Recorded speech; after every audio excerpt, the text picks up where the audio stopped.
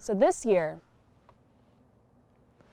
when Family Weekend was moved on to Zoom because of the pandemic, but this semester, the doors are locked. A chokehold, on the other hand, puts pressure on the trachea. When students walk out onto this field to play some softball this spring, they get to play for free.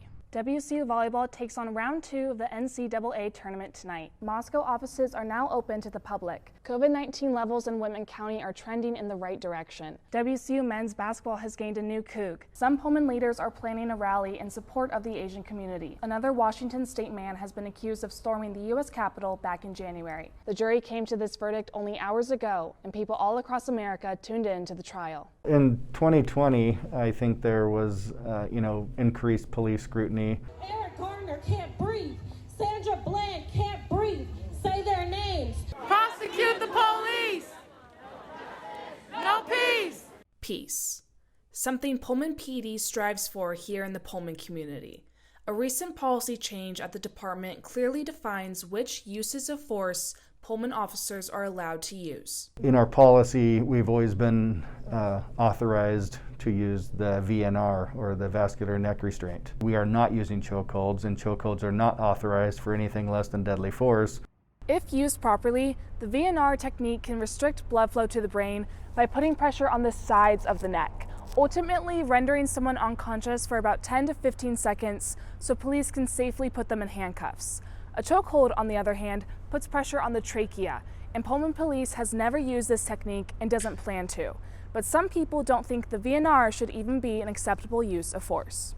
Police own the power over the people, so if the police have the power to knock you unconscious, then what if they accidentally miss the valve and you're dead? There are times when the use of force is necessary, but a question here in Pullman is the use of force necessary when handling people who are under the influence of alcohol? Everybody knows it's no surprise that we deal with a lot of alcohol-related issues. I think we all recognize that an MIP is, while it is illegal and is a crime, it is a pretty minor offense. 2 police officers approached us, and so there was a beer in front of me, and I wasn't sure if it was mine or not, and I took it and placed it behind my bag just as a quick instinct reaction, and they immediately came up to me and said, "You shouldn't have done that." Our officers recognize it and handle it with a conversation more often than not.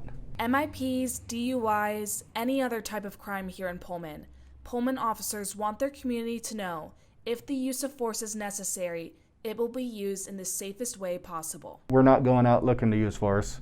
We just want to make Pullman a safe community. This is Ava Wainhouse, Murrow, News 8. This is really about celebrating your students. The goal KARI SAMPSON has for WSU Family Weekends is to bring the community together, despite the distance we are experiencing. We want to connect with our COUGS, and we want them to know that we care about their students and that we're here. Family Weekend was virtual this year, but countless events were still offered to engage students and their families with the university. But not everyone wanted to join the Zoom call. I think they're doing a good job, at least putting it together and giving people the opportunity, but there's only so much you can do. If people don't want to come, then they're not going to come. There still were families, and I'm sure there were this spring, that said, "I'm coming to Pullman." KARI's right. Emily's mom still came into town this past weekend to visit her daughter. Quite frankly, Emily didn't even know there was a campus-wide family weekend to attend online. I knew through my sorority that there were some events, but I didn't know that Wazoo had specific events. It's common for students to think of Greek life when they think of WSU Family Weekends, like Emily thinks of Theta. But what people often forget is the WSU community is much larger than members of Greek chapters. So this year, when Family Weekend was moved on to Zoom because of the pandemic, the door was open for WSU officials to connect with students globally, students who aren't in Greek chapters, who maybe even aren't here on campus. It was a way for us to reach different families that we normally would not reach. But they definitely want to be heard and connected with, and they want to know that their students are doing well at WSU, and they want to learn more about WSU and vice versa. We want to learn more about them. Overall, the goal for this family weekend and every single one after it is to emphasize inclusivity and diversity, not only one subgroup of the university. We're getting that message out to new COUGS and their families about what this weekend is, what it represents, and how they are a part of our COUG family. With videographer Elaine Dean, I'm Ava Wainhouse, Murrow, News 8.